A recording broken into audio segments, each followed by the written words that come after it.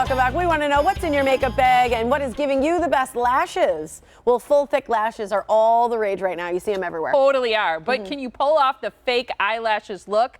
Well, guess what? You don't have to wear fake eyelashes because you can get great natural lashes. Vicki Bressler is back from Merle Norman to give us the scoop on getting fuller eyelashes. Great Good morning. to see you. Good to see you. Yeah, because I think people see, I think of magazines especially, and you see the eye So and you perfect. want those lashes. Oh yeah, you want the look. Yes. Yeah. So you're going to teach us how to get the look.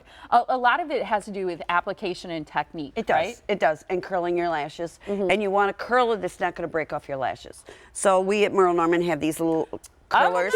And Like there, if you see, there's no, it's just Residue. rounded. Yeah. There's nothing where it can go down There, hold it into real still. There you go. to break it off. That's an eyelash curler, Yeah, huh? it's probably the best one I've used in 20 years. Wow. Wow. Yeah, and so you want to curl your lashes. You can never do enough curl. Yeah. As Tiffany just said, she curls it 3 times. Yeah, I do. You can curl it right at the edge where the hair grows out, and then a little bit more and a little bit more. Yep, 3 spots. But yeah, you curl it really, really well. Yep. And then the next spot is to use your primer. Well, and that's the thing. It's funny because I've gotten away from priming, and we had a guest on the show the other day that was like, your lashes are amazing, they're fake. And she said, no, it's my primer. She said, you have to use the primer. And I was like, why have I stopped doing that? Yeah. So it's like sometimes we get guilty of missing those steps that make such a dramatic difference. They make them more pliable. They put ingredients in to make your lashes so they won't dry out, and they're stronger. And then the way I do it is I do one eye at a time. So you put your primer on, and then you put your mascara over that right away. Do you have to let the primer sit for a little bit before want to let it sit. No, you don't want to let it to sit. dry out. Oh. It works better if it's still wet. Okay, so curl, then prime, Yep. and then go right to your mascara. Right. Okay. What about as you're deciding what to look for in a mascara? How do you help people? Well, it just depends on what you need.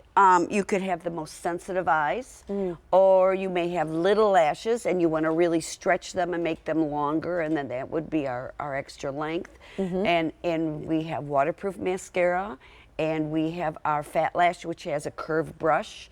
And that's what I have on, and I love it. And then our #1 seller, of course, is our Wicked. Yeah. It's the most volumizing, and it just really works phenomenally. I like the Wicked Lash very much. I love it. I think it's great. And the wand, like you kind of mentioned, the curve on one of them, the wand is as important as the formula. Oh, the wand is terribly important. I always wonder that because, you know, like when you look at all the wands, you're like, I don't know. Yeah, That the Wicked really has a very matters.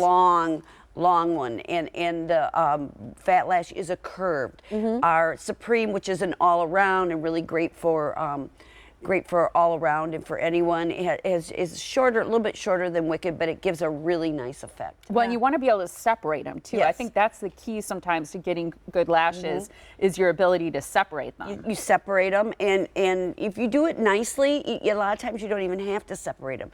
I teach people to put a coat of mascara on and get it start to dry, and then you go to the tips, and you just hold it up and keep going, Kind of and pull you 'em get up, right? you get your volume and get more and more. And you get, my girl who works for me, she ended up with the flu today, or she would have been here to show you.